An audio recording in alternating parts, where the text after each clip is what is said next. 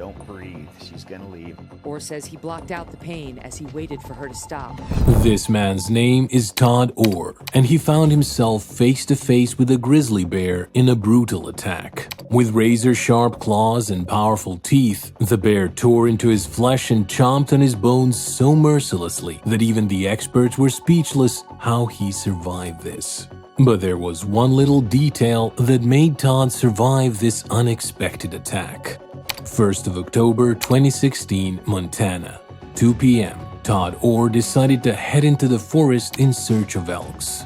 Now, while the city of Montana is no doubt a beautiful city with great people and amazing sights to see, some of which include the wonders of nature embedded in the city's forest reserves, danger lurks around in every corner. Therefore, it is secluded and only hunters and authorities are allowed.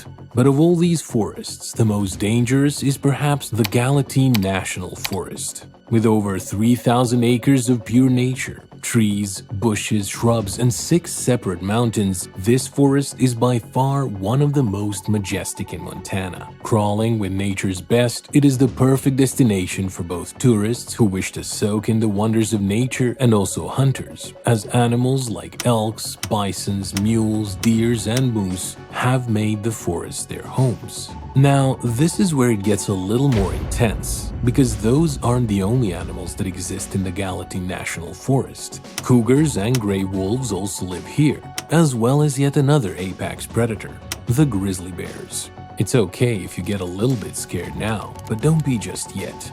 There's more. Weighing anywhere between 200 to 700 pounds depending on the gender, grizzly bears are known to be one of the most dangerous predators on Earth. Now, for the terrifying part. Bears are so high up in the food chain that they have no natural predators, and they particularly hunt large animals like elks or bisons. Perhaps one of the reasons they're so deadly is due to their large appetite, as an average bear consumes up to 90 pounds of food per day, the weight of an average man. Their claws, as long as human fingers, are also as sharp as knives. They tear into their prey and incapacitate it. But none of these are as terrifying as the speed of a grizzly bear. Despite how big and heavy they are, a grizzly bear can chase its prey and run as fast as 30 miles per hour. Ultimately, it is wise to avoid them. And that is exactly what Todd Orr was trying to do. But unfortunately, his plan backfired. Todd was an engineer, living in the beautiful city of Montana, but that was just his job. The one thing that set Todd aside from others was his spirit of adventure. Besides engineering, he was also a custom knife maker, into fitness, and loved to ride bikes on dirt roads. But above all, Todd Orr was a hunter, and a pretty good one at that. For years, he had walked along the forests in Montana during hunting season, looking for game. And every time, he would come home with a kill and a good story to tell his buddies. But on this day, something a little more unusual happened. And it all started out like every other day on the morning of October 1st, 2016. It was a Saturday morning, and I had the day off of work. I was going to go scout for some elk before hunting season. He was excited for the adventure he was about to plunge into, but little did he know that the worst day of his life was only a few hours away. However, make no mistake, Todd was no fool.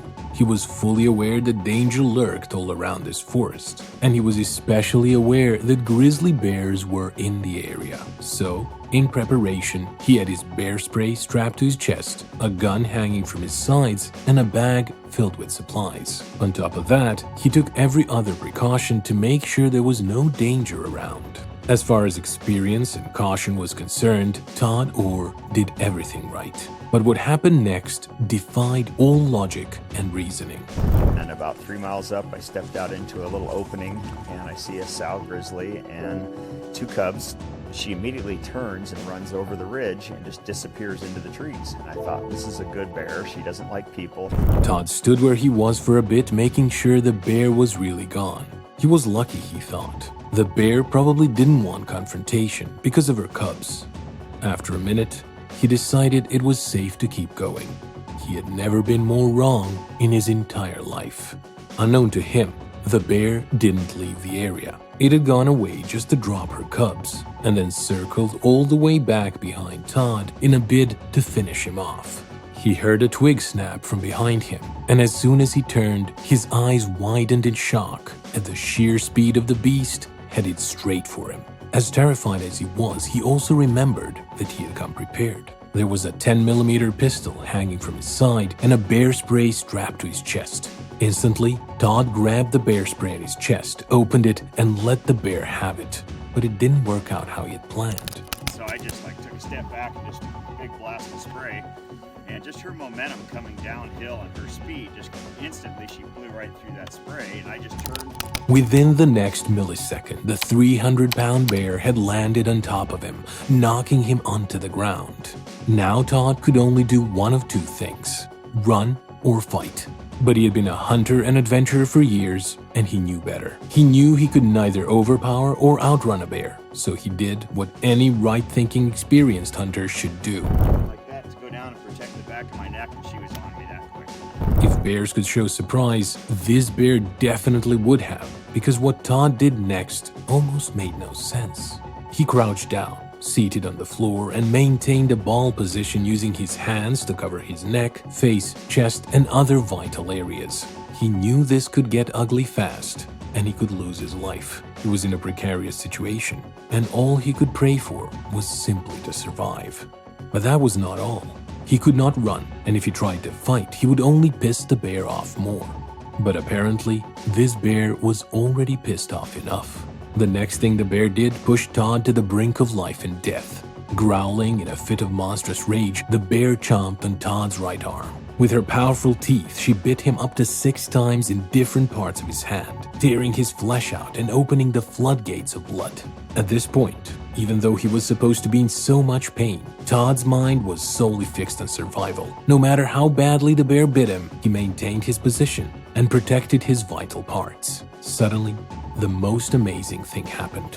Out of nowhere, the bear coughed twice, and Todd's eyes widened again. He knew what that meant. It was the bear spray. It had taken a couple of seconds, but it was working. Instantly, the bear climbed off him, and a few moments later, it was gone. There was suddenly silence, but Todd was already badly injured. I picked myself up, and I got some puncture wounds here and bleeding. I'm like, all right, I can't believe I just survived a grizzly attack, but I just gotta head down to the hospital and get some stitches.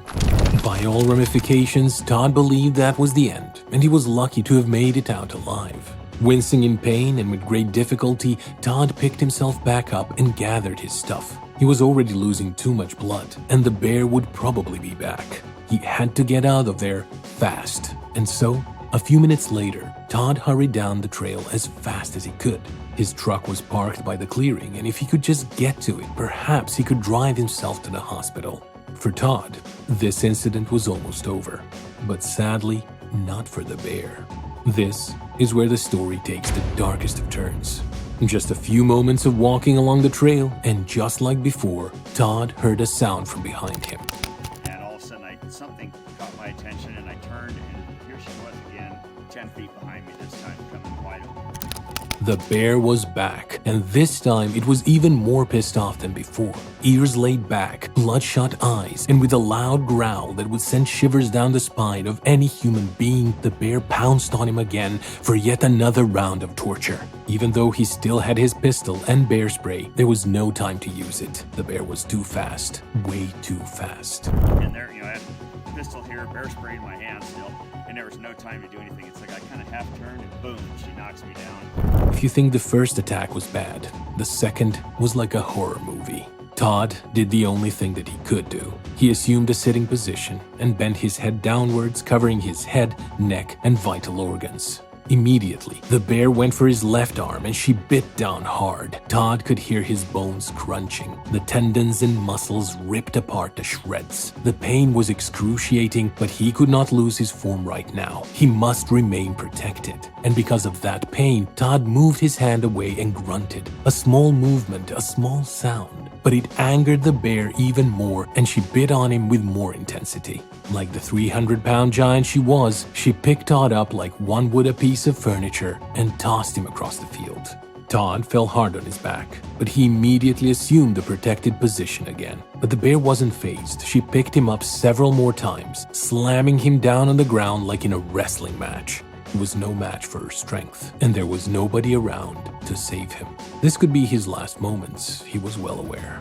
But then, to continue the damage she had done earlier, the bear went for his right arm again and bit him up to 25 more times with his powerful teeth. The pain shot through Todd's body like electricity, and he was half unconscious now. Then, the bear bit his side too, as he tried to squirm away from her. But wherever he turned, the bear was there to deliver bites. She was too fast. But all that mattered to Todd was maintaining the position he was in.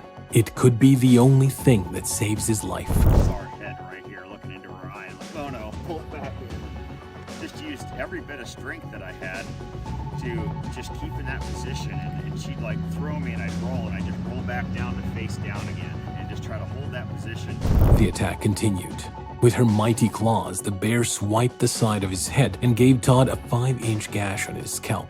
The insides of his head were hanging from his ear, and immediately his eyes filled with blood.